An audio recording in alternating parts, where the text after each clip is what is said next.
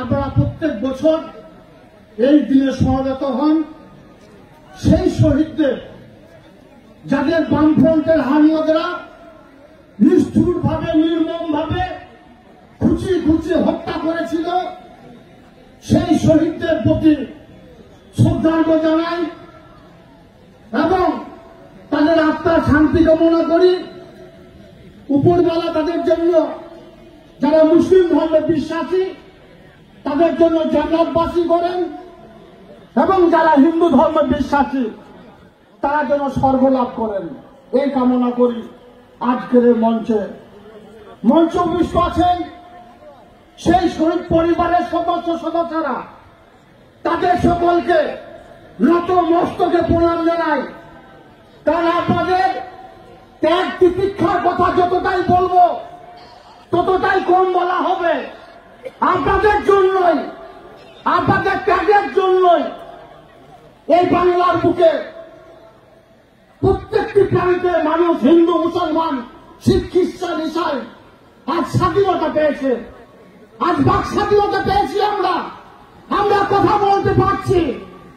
আমাদের মাননীয় মুখ্যমন্ত্রী মমতা বন্দ্যোপাধ্যায় তিনি যে দিশা দেখিয়েছিলেন, তিনি যে পথ দেখিয়েছিলেন, বাংলার মানুষকে স্বাধীন করার স্বপ্ন দেখিয়েছিলেন, সেই স্বপ্নের বিপর হয়ে আমাদের নানুরের 11 জন ক্ষেত মজুর মমতা বন্দ্যোপাধ্যায় চলার পথ এবং আদর্শকে অনুসরণ করে চলতে গিয়েছিলেন, যার জন্য তাদেরকে নিষ্ঠুর নির্মমভাবে হত্যা করা হয়েছিল। তারপরও এই নানুরের স্বাধীনতা ফিরিয়ে আনতে বামফ্রন্টের হামলাদেরা শাসনের নামে যে শোষণ চালাতো, তারা যে অত্যাচার অবিচার করেছে, নানুরের প্রত্যেকটি মানুষের উপরে তাদের বিরুদ্ধে প্রতিবাদ করতে গিয়ে নানুরের বুকে আরো তরতাজা 14 জনকে আমরা হারিয়েছি। নানুরের বিভিন্ন প্রান্তে তাদের নিষ্ঠুর নির্মমভাবে হত্যা করা হয়েছে। সেই পরিবারগুলোর পাশে আমরা ছিলাম, আমরা আছি, আমরা থাকবো। এটাই আমাদের মাননীয় মুখ্যমন্ত্রী মমতা বন্দ্যোপাধ্যায়ের নির্দেশ। এটাই মাননীয় মুখ্যমন্ত্রী মমতা বন্দ্যোপাধ্যায় আমাদেরকে শিখিয়েছেন।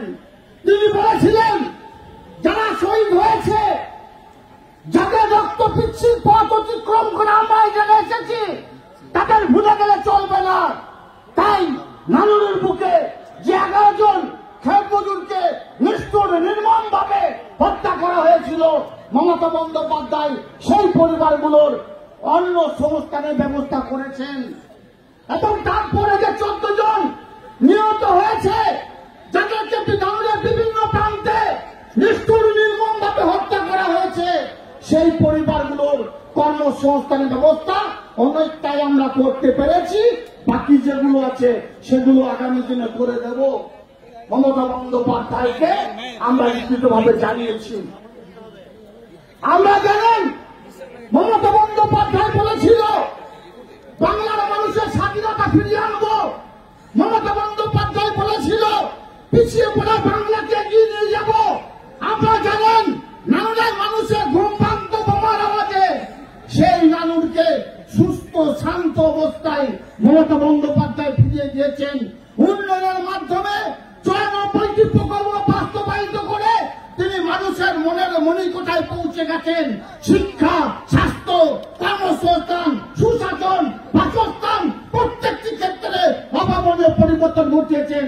তাই জাতি ধর্ম মতবাদ নির্বিশেষে সকল সম্প্রদায়ের মানুষকে বলবো, আসুন আমরা সকলে মিলিতভাবে সংঘবদ্ধভাবে মাননীয় মুখ্যমন্ত্রী মমতা বন্দ্যোপাধ্যায়, যিনি পিছিয়ে পড়া বাংলাকে এগিয়ে নিয়ে গেছেন, যিনি পিছিয়ে পড়া বীরভূম জেলাকে এগিয়ে নিয়ে গেছেন, তার হাতকে সব সময়ের জন্য আমরা শক্ত করার চেষ্টা করি। যুবককে কুপিয়ে কুপিয়ে খুন করা হয়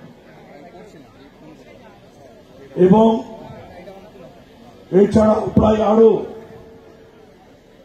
টোটাল 35 জন এখানে শহীদ হয়েছে। সেই শহীদদের স্মরণে আজকে দিনটা আমরা পালন করি। মাননীয় মুখ্যমন্ত্রী 27শে জুলাই কথা বারবার বলেন, 21শে জুলাই সেই বার্তা দিয়ে দেবেন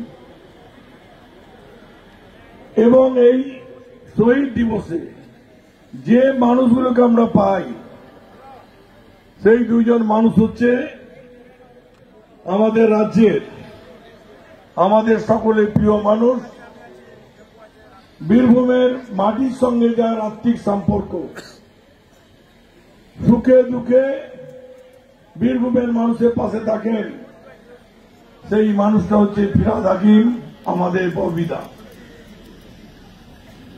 তিনিও আজকে ছুটে এসেছেন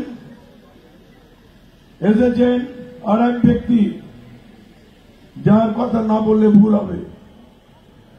প্রতিটি বীরভূমের প্রোগ্রামে যখন এই যে অবস্থায় ডাকা হয়, শহীদ দিবসে তো আছি, তিনি এসে হাজির হন, আমাদের উৎসাহিত করেন। আমাদের মাননীয় মন্ত্রী মলয় ঘটক মহাশয় রয়েছেন, আমাদের